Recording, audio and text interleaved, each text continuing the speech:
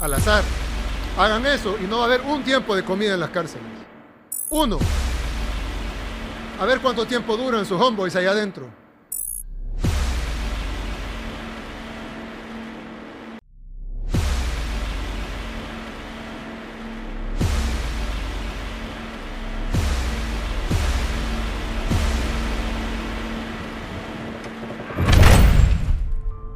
How is El Salvador dealing with juvenile offenders after Buclo? You'll be surprised.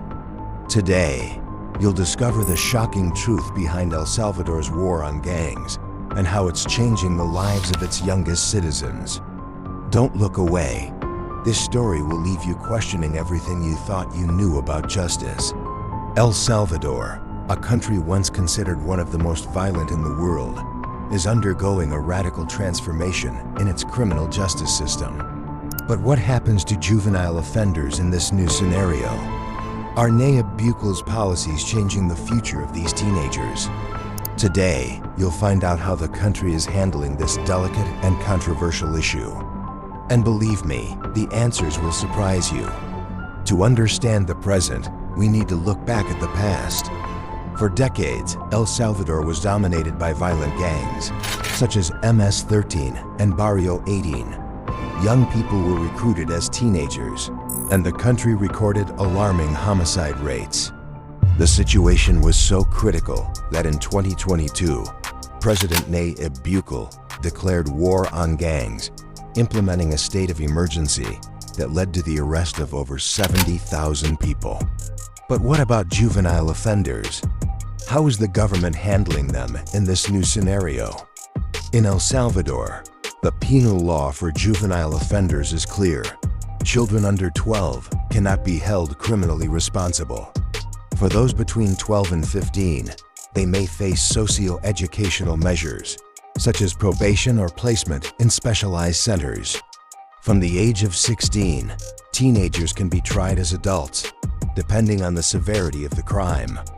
Before Nayib Bukele's presidency, the juvenile justice system in El Salvador was criticized for being lenient and ineffective.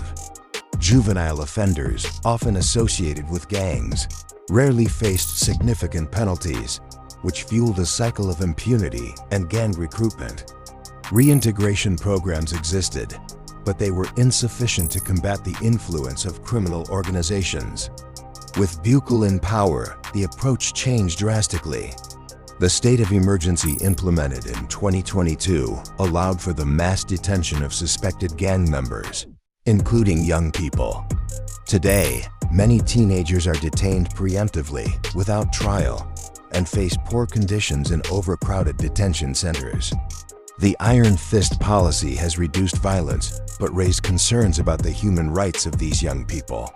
While the system was once accused of being too lenient, it is now criticized for being excessively punitive.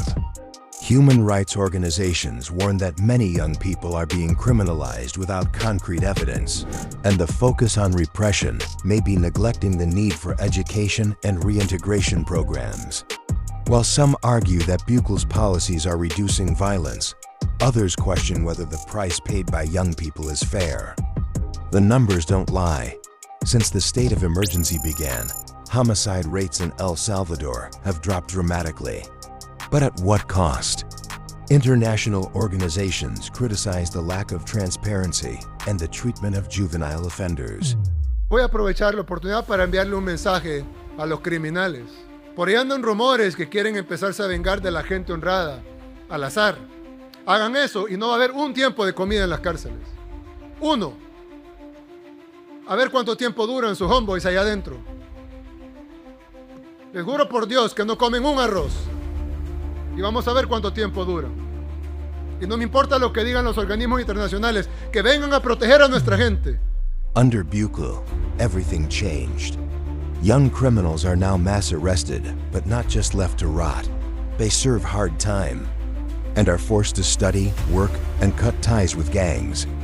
This isn't human rights for murderers. It's justice that transforms. El Salvador proved it. Peace only comes when crime doesn't pay. Should other countries copy this model? Comment yes or no below. And if you want more truth, no sugarcoating, hit subscribe now. On the other hand, some reintegration programs have been implemented, offering education and vocational training for juvenile offenders. El Salvador is at a crossroads. While Bucla's policies have significantly reduced violence, the treatment of juvenile offenders remains a topic of debate. Is the country building a better future, or just postponing a social problem? What do you think? Let us know in the comments your opinion on how El Salvador is handling this issue. Don't forget to like, share, and subscribe to the channel for more content like this. See you next time.